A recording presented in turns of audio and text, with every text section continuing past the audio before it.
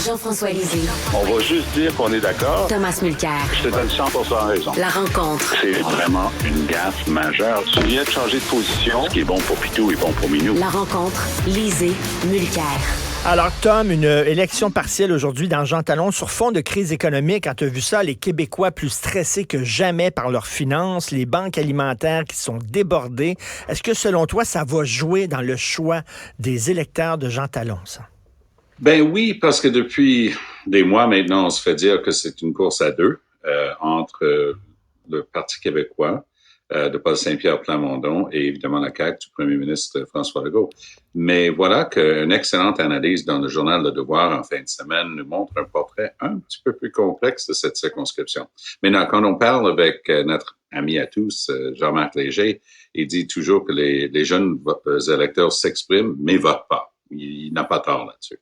Mais ça va être intéressant de voir, Richard, si les sections de cette circonscription-là, de Jean Talon, vont pouvoir, qui étaient plutôt peint orange aux dernières élections, vont sortir, et si l'Université Laval et ses étudiants vont être encouragés de sortir. Une élection partielle avec 35% de participation, c'est considéré une bonne participation, mais on a déjà 20% des votes dans l'urne, parce qu'il y a eu un vote par anticipation assez costaud, merci. Alors, j'ai hâte de voir.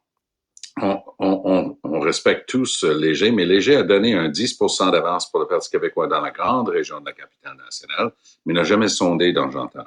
Alors, est-ce que ça augure que ça va être si simple que ça? Je vais vous donner un truc qui n'a rien à voir avec les sondages, mais tout à voir avec le PIF.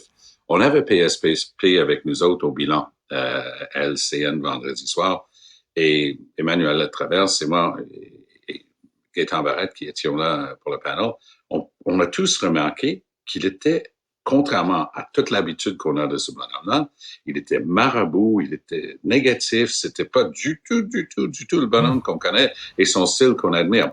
Moi, mon pif décodait ça comme, peut-être sur le perron de porte, ça se passe pas aussi bien que Jean-Marc Léger le prédisait. Jean-François, est-ce que QS et le PQ font se diviser les votes et la CAQ va passer entre les deux? Ça me surprendrait énormément parce que les indications... Enfin, il y a 2 sondages qui ont été faits en début et en fin de campagne par Léger pour le PQ en début de campagne qui montrait que le PQ avait 2 points d'avance et par une petite firme qui s'appelle Zoom en fin de campagne qui montrait 6 points d'avance pour le PQ. Ça ne veut pas dire que ça va être ça parce que justement dans une partielle, comme le dit Tom, le taux de participation n'est pas celui représenté par un sondage, donc il peut y avoir des distorsions très fortes sur la sortie de vote. Moi, ce qu'on me dit, c'est que les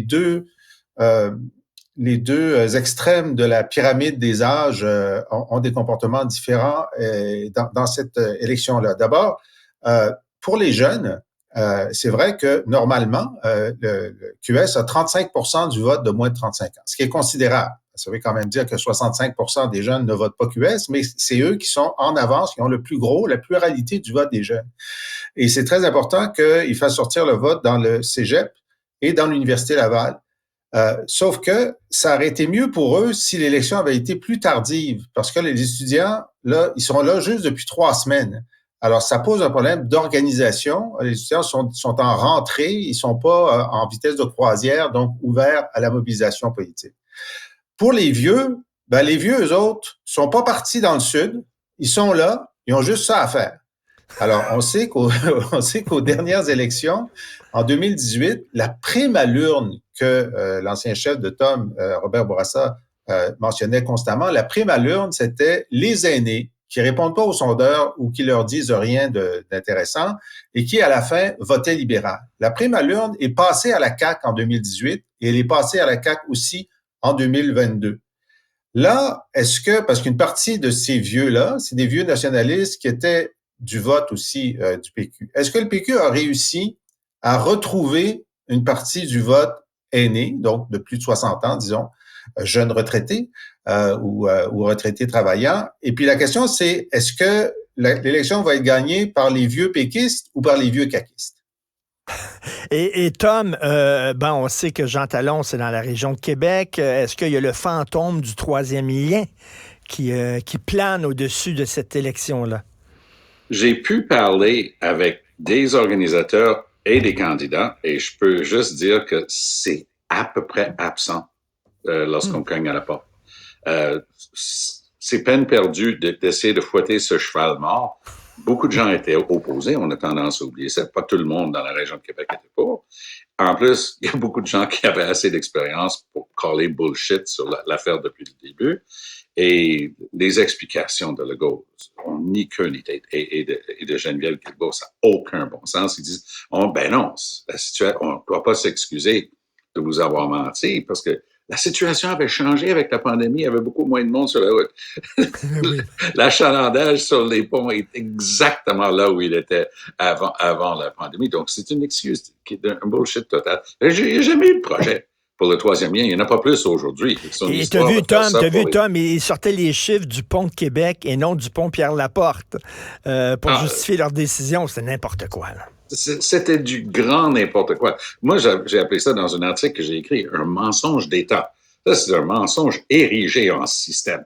Mais, à ta question, est-ce que ça va avoir une influence? Peut-être un couple de pourcents. Mais je pense que pour le commun des mortels, encore un politicien qui nous a remplis.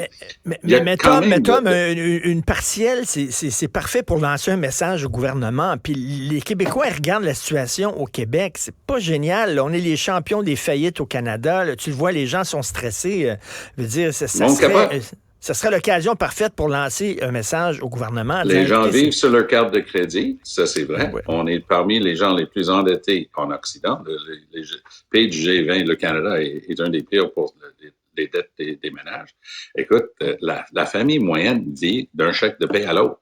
Puis à la fin du mois, on fait un paiement sur les cartes de crédit minimum obligatoire, puis on continue. Puis la petite marge que ça nous donne après des intérêts à 30%, puis on s'en va le dépenser tout de suite sur la carte de crédit. C'est comme ça. Ici au Canada. On achète à tempérament, à crédit, tout. La voiture, les meubles, les électros, tout. Et oui, ça fait partie de notre mode de vie. Mais quand ça va bien, c'est comme Trudeau.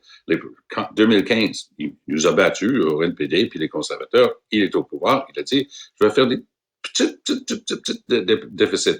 Avant que la pandémie ne frappe, il avait déjà fait 100 milliards de déficits additionnels sur le dos des générations futures. Il dit, c'est pas grave, de loin et de l'argent est tellement bas, les taux d'intérêt sont à leur plus bas historique. Les gens lui tapaient sur son épaule et disaient, hey Coco, t'as jamais remarqué que ça change ça, les taux d'intérêt? Ça me tente pas de discuter de politique fiscale en ce moment. Mais la politique fiscale est en train de rattraper Trudeau. Legault a eu le bon sens et le flair de politicien d'envoyer des chèques. Les gens ont eu des chèques. Ça a généré plus d'inflation, évidemment, parce qu'il y avait plus d'argent qui courait moins bien.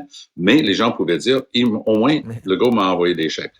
Est-ce que ça va encore être dans la mémoire collective, dans Jean Talon? I don't know, on va savoir. Mais moi, je regarde ça, j'empêcherai pas le cœur de Jean-François d'aimer.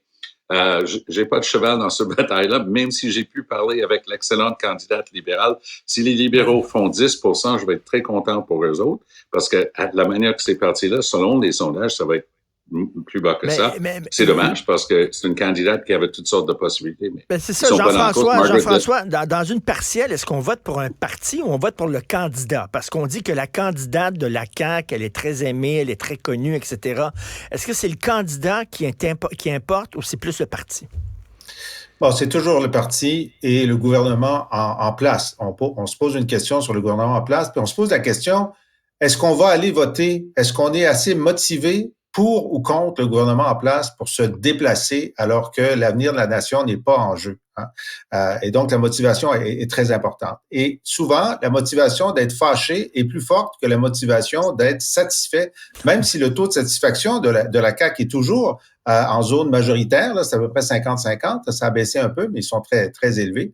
Tu sais, pourquoi appeler à une émission de télé pour dire « on aime votre émission ». On appelle plus pour dire on n'est pas content de votre émission parce que la colère est plus porteuse que la joie, la plupart du temps. Alors, donc, ça va être ça. Les candidats... Oui, vas-y. Un petit détail, vous avez sans doute remarqué la semaine dernière. Moi, j'ai jamais compris pourquoi Legault se hâtait pour déclencher cette élection partielle.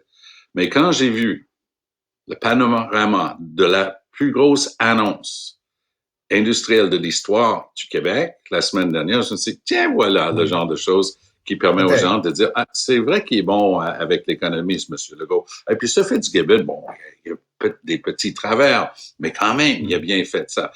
Moi, je pense que c'est le branding. C'était pas du hasard, cette date-là. Ouais. Il connaissait cette date-là depuis un petit bout de temps. Donc, c'est une hypothèse qui est raisonnable. Mais moi, ce que j'ai trouvé dans la communication de la CAQ complètement désastreuse la semaine dernière, c'est d'une part, donc, M. Legault, questionné sur le troisième lien, a dit des choses plus fausses que d'habitude sur le trafic sur les deux ponts. Et là, Rémi Nadeau, une page complète dans le Journal de Québec, ça c'est le journal le plus lu à Québec, à l'avant-veille d'une élection, qui dit « c'est un menteur, il nous ment encore plus que d'habitude ». Donc ça, c'est pas fameux. Et la deuxième chose, c'est que hier, sur les réseaux sociaux, il y a un génie de la CAQ qui a dit là, notre candidate, cette fois-ci, elle vous lâchera pas. Quelle bonne idée de rappeler aux électeurs que la dernière candidate de la CAQ vous a lâché. Puis c'est pour ça qu'on est en train de dépenser 600 000 $ parce qu'on a une lâcheuse de la CAQ.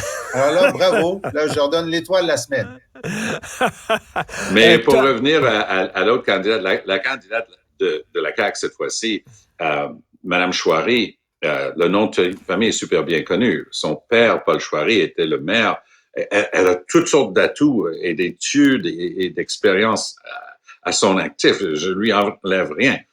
Mais ça aide quand ton père a aussi été le maire de Sillery, extrêmement aimé et prisé par tout le monde. Soit dit en passant, j'étais vraiment impressionné parce qu'elle a repris du service Margaret Delisle, qui était députée de la mairesse de Sillery, très aimée aussi, députée de la place, ministre. Elle était là avec la candidate libérale. Mais une partie, justement, des personnes les plus âgées, avec la température joue, crois-le ou non. À l'automne, là, quand t'as une journée pourrie, on a eu une élection en 98, c'était beau à matinée, en après-midi, c'était pourri. On n'était pas capable de sortir les personnes âgées, même si on offrait des conduire. Non, je sors pas, il fait pas bon. Alors, une belle journée comme aujourd'hui, ça va jouer pour sortir un peu plus fortement le vote des personnes âgées. Jean-François? Alors donc, quand on regarde les résultats, puis on en parlera demain matin, je suis pas mal sûr qu'on va revenir là-dessus demain matin. Qu'est-ce qu'on va regarder? On va regarder qui gagne, évidemment. Gagner, c'est gagner. Hein, c'est toujours gagner. Bon. Mais si la CAQ l'emporte avec la peau des dents, on va dire c'est quand même un signal. C'est quand même un signal parce que leur majorité a fondu. Si le PQ si le PQ l'emporte avec n'importe quel... plus la marge est forte, plus le signal est fort sur le retour du PQ. Mais même s'ils le perdent par la peau des dents, on va dire, c'est quand même, dans une circonscription qu'ils n'ont jamais eue, c'est quand même un signe de progrès. Ensuite, les libéraux, eux, il faut qu'ils fassent plus que 5 %, ce qui sont les francophones dans tout le Québec qui sont pour les libéraux. Ça, c'est faisable pour eux. Maintenant, pour GND, qui n'est pas dans sa meilleure année là, depuis l'élection de l'an dernier, il faut qu'il fasse un meilleur score que la dernière fois. Et ça, c'est pas certain. C'est pas certain. Ça dépend, comme on disait, des jeunes. Mais le signal que j'entends le plus de la part des gens avec qui j'ai parlé, c'est les gens sont tannés d'avoir un logo à 34 %. C'était ça les plus récents chiffres. Ça veut dire le tiers des gens avec lui en partant. Ça veut dire 2 tiers des gens veulent autre chose, mais le autre chose est complètement atomisé parmi les 4 partis. Le Parti libéral, le Parti québécois, les conservateurs, il ne faut pas les oublier, et Québec solidaire. Donc, avec cette division de l'opposition, donc, avec leurs propres moyens, les électeurs risquent d'envoyer un signal fort. Organisez-vous, on veut autre chose, on veut une option contre la CAQ. Mais as-tu vu la publicité d'Éric Duhaime? Éric Duhaime fait sa publicité en disant « Les gens me disent il faut se débarrasser de la CAQ, puis le PQ a le vent dans les voiles, fait il faut voter PQ. » Il dit ça. Et il dit « Ben non, là, un instant. » Puis là, il essaie de les convaincre de voter Duhaime. Mais j'ai trouvé que ça nous disait quelque chose de ce que lui entendait, y compris chez des conservateurs qui lui disent à lui « Ben là, cette fois-ci, on va voter PQ pour voter stratégique. » C'est ce qu'on appelle Et le vote stratégique nous rendait dingue au NPD parce qu'on vivait tout le temps vis-à-vis des libéraux. Jean-François, s'il y a un 4e mousquetaire au PQ, qu'est-ce que ça veut dire concrètement pour ce parti-là? Est-ce que ça veut dire plus d'argent pour la recherche, plus de moyens? À peine. Je veux dire, c'est marginal. Et puis, de toute façon, ce qu'ils ont fait avec 3, imagine, tu sais, les autres oppositions se plaignent qu'ils prennent trop de place à 3. Et Pascal Paradis, ce qui est extraordinaire, c'est que, donc, ça veut dire qu'il est à Québec. Tout le monde me dit que c'est un excellent candidat et un excellent communicateur. Puis donc, il va y avoir un ancrage à Québec pour le Parti québécois pour essayer de gagner des circonscriptions l'an prochain, c'est-à-dire en 2026, qui seront plus faciles à gagner que Jean Talon. Plus facile à gagner que Jean Talon. Alors, et même le dernier léger dont parlait Tom montre que Geneviève Guilbeault serait vulnérable dans Louis Hébert. Imagine s'il réussissait à faire... Alors là, moi, ce que je pense, c'est qu'au PQ, je ne sais pas, là, ils m'ont pas dit ça, mais au PQ, ils vont aller à l'Oratoire, puis ils vont aller à Sainte-Anne-de-Beaupré pour demander d'autres partiels. On veut d'autres partiels. Merci à vous deux. Bonne journée. Merci. Salut. Salut. Merci, salut.